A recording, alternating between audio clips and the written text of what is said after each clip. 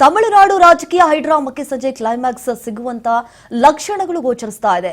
ಸಂಖ್ಯಾಬಲ final ಮಾಡಿಕೊಳ್ಳುತ್ತಿದ್ದಾರೆ ದಳಪತಿ ವಿಜಯ್.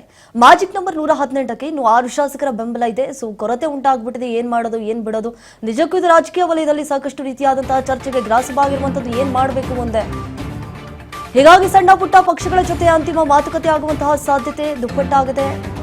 ಬೆಂಬಲಿಸಲು ಸಿದ್ಧವಾಗಿದ್ದಾರೆ ಬಿಸಿಕೆ, CPI ಹಾಗೂ ಸಿಪಿಎಂ. ಅವ್ರ ಜೊತೆ ಮಾತುಕತೆ ನಡೆಸಬೇಕು ಅನ್ನುವಂತಹ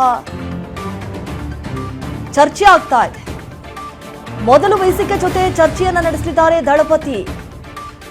ಅವ್ರೇನ್ ನಿರ್ಧಾರಕ್ಕೆ ಬರ್ತಾರೆ, ಅವ್ರೇನ್ ಬೇಡಿಕೆಗಳನ್ನ ಇಡ್ತಾರೆ, ಅವ್ರೇನ್ ಷರತ್ತುಗಳನ್ನ ಇಡ್ತಾರೆ, ನಿಜಕ್ಕೂ ಸಾಕಷ್ಟು ಕುತೂಹಲಕ್ಕೆ ಮಾಡಿಕೊಡ್ತಾ ಇರುವಂತಹ ಸಂಗತಿ ಇದು. ಇಬ್ಬರು ಶಾಸಕರ ಬೆಂಬಲ ಹೊಂದಿರುವಂತಹ ಬಿಸಿಕೆ ಅಧಿಕೃತ ಬೆಂಬಲ ಪತ್ರ ತರುವಂತೆ ಗವರ್ನರ್ ಸೂಚನೆ ಕೊಟ್ಟಿದ್ದಾರೆ. ಫೈನಲಿ ಒಂದು ಅಧಿಕೃತ ಬೆಂಬಲ, ಅವ್ರು ಏನು ಸಪೋರ್ಟ್ ಮಾಡ್ತಾರಾ ಇಲ್ವಾ, ಅವರ ಬೇಡಿಕೆಗಳೇನೇ ಇದ್ದಾವೆ ಅನ್ನುವಂತಹ ಪತ್ರವನ್ನ ನಮಗೆ ಕೈಗೆ ತಲುಪಿಸಿ ಅನ್ನುವಂತಹ ಲೆಕ್ಕಾಚಾರ ಗವರ್ನರ್ ಅವರದು. ಸೊ ಸಂಜೆ ಗೊತ್ತಾಗುತ್ತೆ. ಹೀಗಾಗಿ ಇವತ್ತು ಸಂಜೆ ಒಳಗೆ ಎಲ್ಲ ಪಕ್ಷಗಳ ಜೊತೆ ಮಾತುಕತೆಯನ್ನ ನಡೆಸಲಿದ್ದಾರೆ. ನಿಜಕ್ಕೂ ಈ ತಮಿಳುನಾಡು ರಾಜಕೀಯದಲ್ಲಿ ಗಮನಾರ್ಹ ಟ್ವಿಸ್ಟ್ ಮೇಲೆ ಟ್ವಿಸ್ಟ್ ಅನ್ನ ಪಡೆದುಕೊಳ್ತಾ ಇದೆ. ರಾಜಕೀಯ ವಲಯದಲ್ಲಿ ಸಾಕಷ್ಟು ರೀತಿಯಾದಂತಹ ಚರ್ಚೆಗೆ ಗ್ರಾಸವಾಗಿರುವಂತಹ ಕ್ಷೇತ್ರ ಅಂದ್ರೆ ಅದು ತಮಿಳುನಾಡು ರಾಜ್ಯ.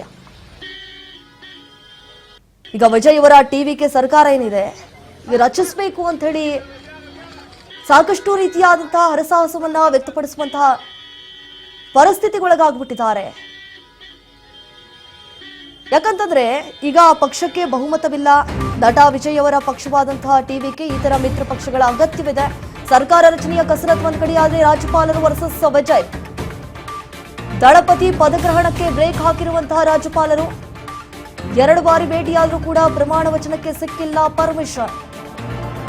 ಬಹುಮತದ ಜೊತೆ ಬನ್ನಿ ಅಂತ ಹೇಳಿ ರಾಜೇಂದ್ರ ಅರ್ಲೇಕರ್ ಅವರು ಹೇಳಿ ಕಳಿಸ್ಬಿಟ್ಟಿದ್ದಾರೆ. ಯಾರು ಸಪೋರ್ಟ್ ಮಾಡ್ತಾರೆ ಅವರನ್ನ ಕರ್ಕೊಂಡು ಬನ್ನಿ, ಅವ್ರ ಪತ್ರ ಬರೆಸ್ಕೊಂಡ್ ಬನ್ನಿ, ನಮ್ಮ ಹತ್ರ ಬೆಂಬಲ ಇದೆ ಅಂತ ಹೇಳಿ. ಹೀಗಾಗಿ ಬಹುಮತ ಅಂತಿಮ ಮಾಡಿಕೊಳ್ತಿದ್ದಾರೆ ವಿಜಯ್.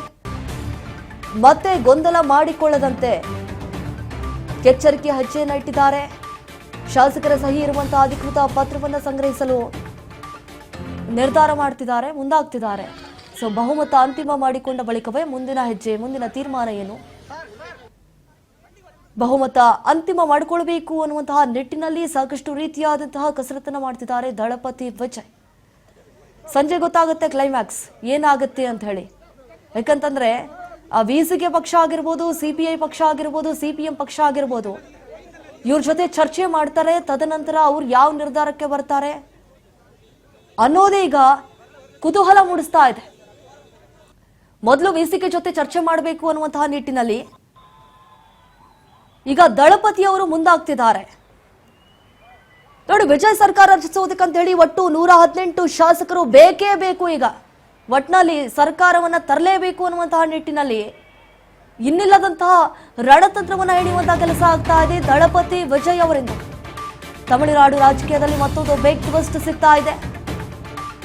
ದಳಪತಿಗೆ ಬೆಂಬಲ ಘೋಷಿಸುತ್ತಲೇ ಸ್ಟಾಲಿನ್ ಭೇಟಿ ಕೊಟ್ಟುಬಿಟ್ಟಿದ್ದಾರೆ. ವಿಜಯ್ ನೇತೃತ್ವದ ಟಿವಿಕೆಗೆ ಬೆಂಬಲ ಘೋಷಿಸಿದ್ದಾರೆ ಬಿಸಿಕೆ.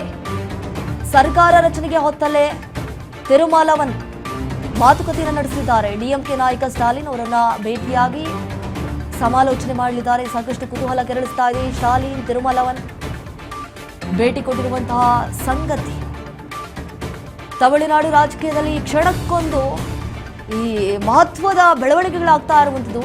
ಏನಾಗುತ್ತೆ ರಾಜ್ಯದಲ್ಲಿ, ವಿಜಯ್ ನೇತೃತ್ವದ ಟಿವಿಕೆಗೆ ಬಿಸಿಕೆ ಓಕೆ ನಾವು ಸಪೋರ್ಟ್ ಮಾಡ್ತೀವಿ ಅಂತ ಹೇಳಿ ಮುಂದೆ ಬಂದುಬಿಟ್ಟಿದ್ದಾರೆ. ಡಿಎಂಕೆ ನಾಯಕ ಸ್ಟಾಲಿನ್ ಭೇಟಿಯಾಗಿ ಸಮಾಲೋಚನೆ ಮಾಡುವಂತಹ ಸಾಧ್ಯತೆ ಹೆಚ್ಚಾಗ್ತಾ ಇದೆ. ನಿಜಕ್ಕೂ ಇದು ಕುತೂಹಲಕ್ಕೆ ಕಾರಣವಾಗಿರುವಂತಹ ಒಂದು ಸಂಗತಿ ಇದು. ಯಾಕಂತಂದ್ರೆ ವಿಜಯ್ ಸರ್ಕಾರ ರಚಿಸೋದಕ್ಕಂತ ಹೇಳಿ 118 ಶಾಸಕರು ಬೇಕೇ ಬೇಕು. ಆದರೆ ಟಿವಿಕೆ ಬಳಿ ಕೇವಲ 108 ಶಾಸಕರಿದ್ದಾರೆ. 118 ಅಂಕಗಳನ್ನು ತಲುಪುವುದು ಹೇಗೆ ಅನ್ನೋದ್ರ ಬಗ್ಗೆ ಈಗಾಗಲೇ ಸಾಕಷ್ಟು ಚರ್ಚೆಗಳು ಕೂಡ ನಡೀತಾ ಇರುವಂಥದ್ದು. ಯಾವ ನಿರ್ಧಾರಕ್ಕೆ ಬರ್ತಾರೆ ಈಗಾಗಲೇ ನೋಡಿ. ಬಿಸಿಕೆ ಪಕ್ಷ ಏನಿದೆ ಓಕೆ ನಾವು ಸಪೋರ್ಟ್ ಮಾಡ್ತೀವಿ ಅಂತ ಹೇಳಿ ನಟ ದಳಪತಿಗೆ ಹೇಳಿಬಿಟ್ಟಿದ್ದಾರೆ. ಹೇಳಿಕೆಡಿ ಇವತ್ತು ಒಂದು ಫೈನಲ್ ಹಂತಕ್ಕೆ ಬರುತ್ತೆ. ಕ್ಲೈಮ್ಯಾಕ್ಸ್ ಏನಾಗುತ್ತೆ, ಎಲ್ಲರ ಚಿತ್ತ ತಮಿಳುನಾಡು ರಾಜಕೀಯದತ್ತ ಅಂತ ಹೇಳಿ ಇನ್ನುವರೆಗೂ ಕೂಡ ಪ್ರಮಾಣ ವಚನ ಸ್ವೀಕರಿಸುವುದಕ್ಕೆ ಆಗ್ತಾ ಇಲ್ಲ ರಾಜ್ಯಪಾಲರು. 2 ಬಾರಿ ಭೇಟಿ ಆದ್ರು ರಾಜ್ಯಪಾಲರನ್ನ. ಯಾರು ಬೆಂಬಲವನ್ನ ಕೊಡ್ತಾರೆ ನಿಮ್ಗೆ ಅವ್ರ ಹತ್ರ ಪತ್ರವನ್ನ ಬರೆಸ್ಕೊಂಡು ಬನ್ನಿ ಅಂತ ಹೇಳಿ. ನಿಜಕ್ಕೂ ಈಗ ಸಾಕಷ್ಟು ಕುತೂಹಲಕ್ಕೆ ಕಾರಣವಾಗಿರುವಂತಹ ಸಂಗತಿ ಏನಾಗುತ್ತೆ ಇವತ್ತು ಸಂಜೆ ಗೊತ್ತಾಗುತ್ತೆ. ಸಾಕಷ್ಟು ಕಸರತ್ತನ್ನ ಮಾಡ್ತಿದ್ದಾರೆ ಸರ್ಕಾರ ರಚನೆ ಮಾಡೋದಕ್ಕೆ. ಕೆಲವೊಂದಿಷ್ಟು ಆಯ್ಕೆಗಳನ್ನ ಕೂಡ ಮುಂದಿಟ್ಟಿದ್ದಾರೆ ರಾಜ್ಯಪಾಲರ ಮುಂದೆ. ಸರ್ಕಾರ ರಚನೆಗೆ ಕಸರತ್ತು ಇನ್ನಿಲ್ಲದಂತಹ ಸರ್ಕಸ್ ಅನ್ನು ನಡೆಸ್ತಿದ್ದಾರೆ ದಳಪತಿ ವಿಜಯ್ ಅವರು. 234 ವಿಧಾನಸಭಾ ಕ್ಷೇತ್ರಗಳಲ್ಲಿ 108 ಸ್ಥಾನಗಳನ್ನ ಗೆಲ್ಲುವ ಮೂಲಕ ಬಹುಮತವನ್ನ ಸಾಧಿಸಿದ್ದಾರೆ ದಳಪತಿ ಅವರು. ಸೊ ಆದ್ರೆ ಸರ್ಕಾರವನ್ನ ರಚನೆ ಮಾಡೋದಕ್ಕಂತ ಹೇಳಿ 118 ಸ್ಥಾನಗಳು ಬೇಕಾಗಿದ್ದಾವೆ.